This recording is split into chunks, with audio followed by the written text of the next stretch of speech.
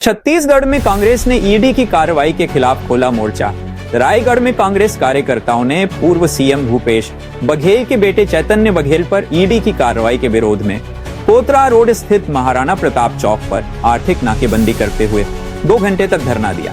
पूर्व मंत्री उमेश पटेल ने केंद्र सरकार पर ईडी और सीबीआई के दुरुपयोग का आरोप लगाया।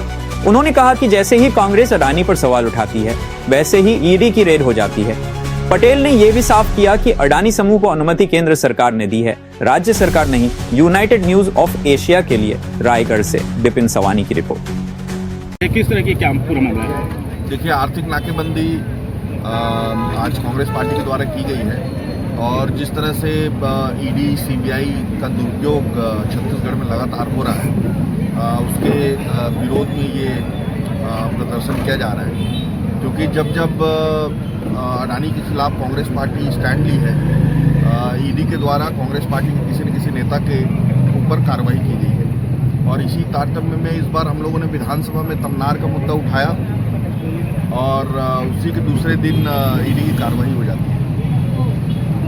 इसके विरोध में कांग्रेस पार्टी आज आर्थिक नाकेबंदी हर जिले में रखी है और रायगढ़ जिले में आज यहाँ पे की है।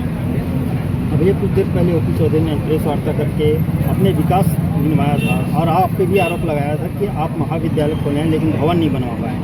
मैं आपको एक चीज़ बता देता हूँ कि कोई भी काम करने में टाइम लगता है। महाविद्यालय, ये एक की बात कर रहे हैं, भवन, महाविद्यालय जब बना तो भवन बनने में टाइम लगा। इनके टाइम में तो 20-20 साल तक कॉलेज का भवन नहीं बना था। मैं आके बनवाया पुसौर में, जोबी में, कि 20 साल तक जब नहीं बना था तो उसका जवाब दे पहले।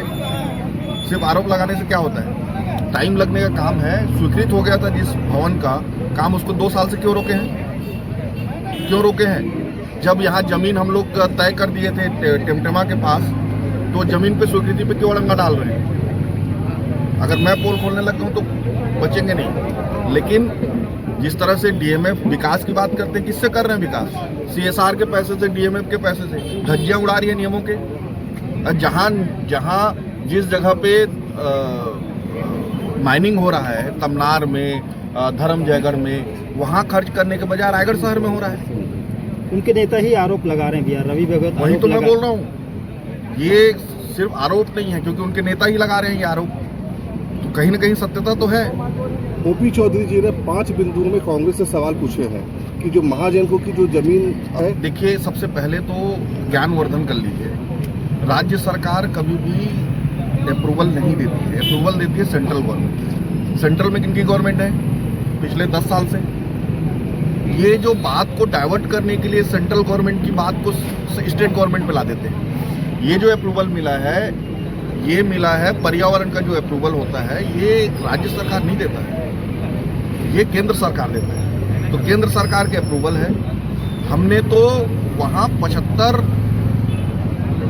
एकड़ का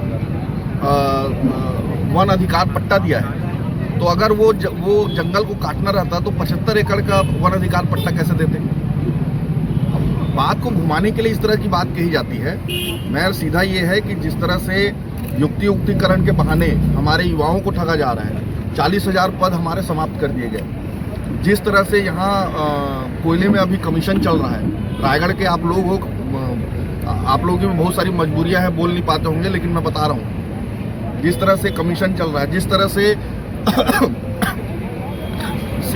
सीमेंट वालों को जीएसटी की वसूली चल रही है, जिस तरह से राइस मिल में अभी जो 100 रुपये की वसूली की गई, 110 रुपये, 10 रुपये यहाँ के अधिकारियों के लिए और 100 रुपये रायपुर के नेताओं के लिए।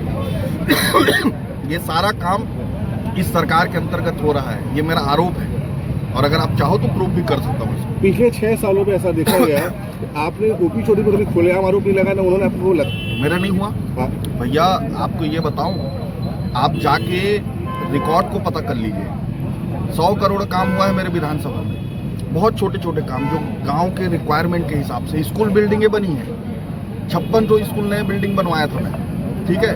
ये इनका क्या उद्देश्य है कि बड़े काम दिखा दो, सीएसआर से और डीएमएफ का काम दे दो, बाकी कुछ करने की जरूरत नहीं है। तो भैया, आप अधिकार किसका छीन रहे हो? धर्म जयगढ़ का, लैलूंगा का, खरसिया का, जहाँ माइनिंग है, एक सवाल उन गांवों के लोगों का आप अधिकार छीनकर यहाँ रायगढ़ में काम कर रहे हो। तो आप तो वित्त मंत्री हो, सीधा उठाओ, काम करो, बजट से काम करो, कौन रोकने वाला है? भी एक आरोप परिवारवाद ज्योतिरादित्य सिंधिया नहीं है। राजनाथ सिंह के बेटे का परिवार राजनाथ सिंह के बेटे का परिवारवाद नहीं है। अपने अगर किसी जिसके घर शीशे के होते हैं उनको पत्थर नहीं फेंकना चाहिए। Thank you. Thank you.